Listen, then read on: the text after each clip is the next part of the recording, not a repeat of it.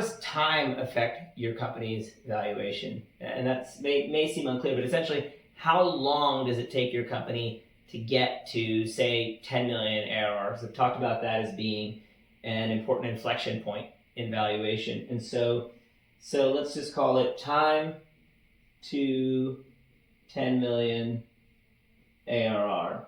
And so it's worth noting, I might start with what Paul Graham and Y Combinator and sort of the Valley, so Silicon Valley, like what are they looking for? Whenever they go to make an investment, or your top tier VCs, like what are they actually looking for? And so actually what they are looking for is that, well, this doesn't matter to them that much in the first place. They're actually looking at time to 100 million in ARR.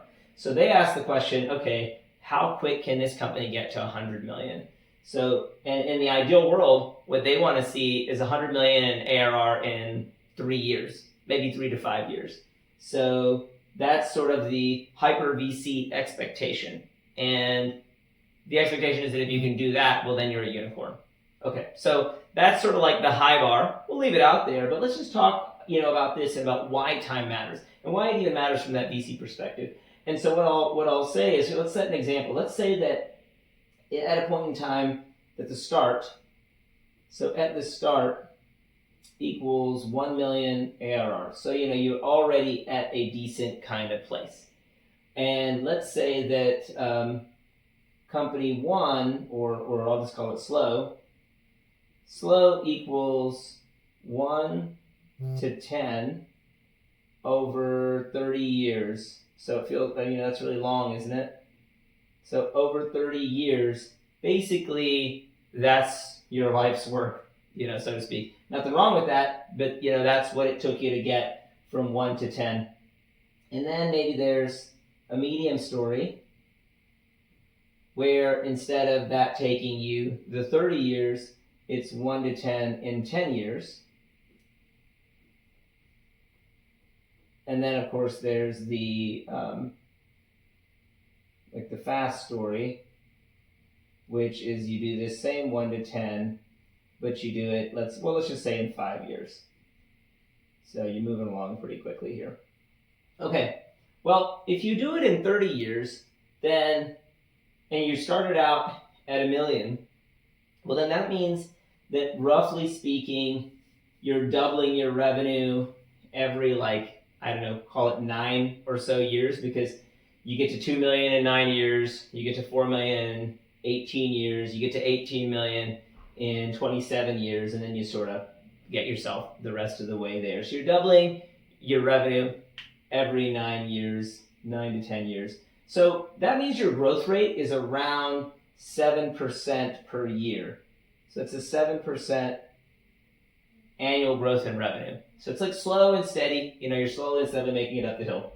If you do it in 10 years, well, you've got that 3 and change doublings. That means that you're doubling your revenue roughly every 3 years. So you're moving pretty fast there. That would get you something like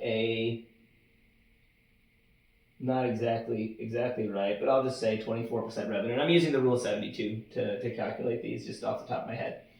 And then if you do it in 5 years, you've got to double pretty much every year and a half, because you got by year 1.5 you've got 2 million, and then by year 3 you've got 4 million, and then by year 4.5 you've got 8 million, and then you sprint across the finish line there. So that means that you're doubling every 18 months, which is pretty darn incredible. And so what does that mean? That means that you're growing at even a 50% growth rate isn't enough to do that, right? Because a 50% growth rate would get you to 1.5 million, and then it would get you to maybe 1.75 or something like that, 1.8. It wouldn't get you all the way there. So this is somewhere in the neighborhood of, and again, I'm just guesstimating, but let's just call it somewhere in the neighborhood of 70% annual growth. So you're really flying here.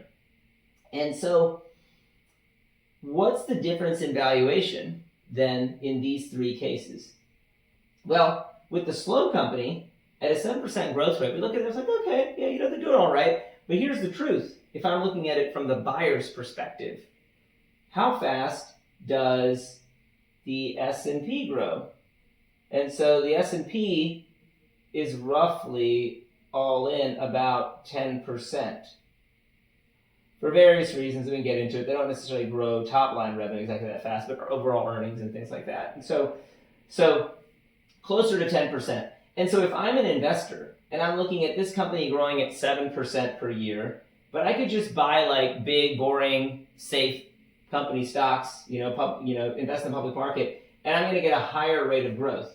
So there's no way I'm going to take a flyer on this company, and so I'm going to get assigned, again, a very low multiple. And it'll depend on profitability, but it is going to be somewhere in that 1x, range, plus or minus, but it's going to be somewhere in that range. Now, the medium company is doing okay, 24%. That exceeds the typical hurdle rate that private equity firms, will want to earn on a deal. They'll want to, 20% is sort of the standard kind of expectation that they plug in a lot of times into models. And so 24% does get you there. So it is fast enough to be interesting.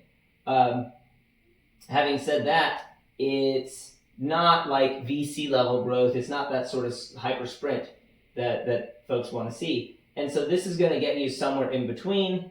Maybe this gets you to, again, this is probably putting you in the middle range. Maybe that's 4x, something like that. Finally, the fast. This is sort of the crazy growth rates that you're expected to have if you're going to command the big numbers. And that's just a function of time. There's another reason for it too whenever you're thinking about software or you're thinking about technology companies. Technology depreciates faster than almost any other asset. So imagine you buy a piece of real estate. Let's say you buy raw land.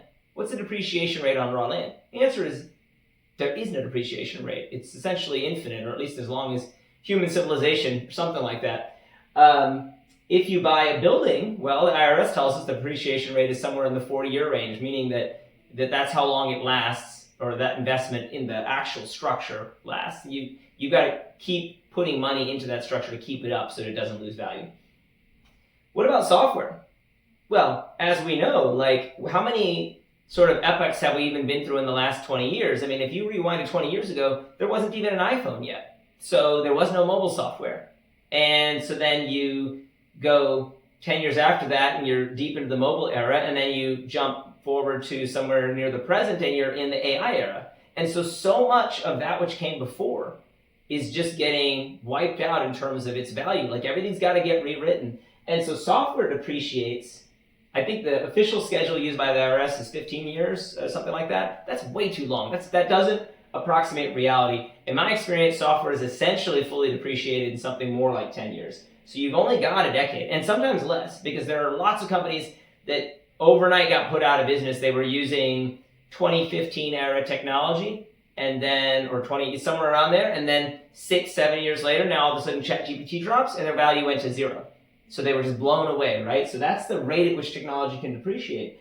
And so that's the other reason why this kind of growth rate, even this medium growth rate, they aren't really appropriate for tech companies, because your software is going to be pretty out of date. And you're going to have to invest a lot in fixing your tech debt to maintain your value when you're growing at these kinds of rates.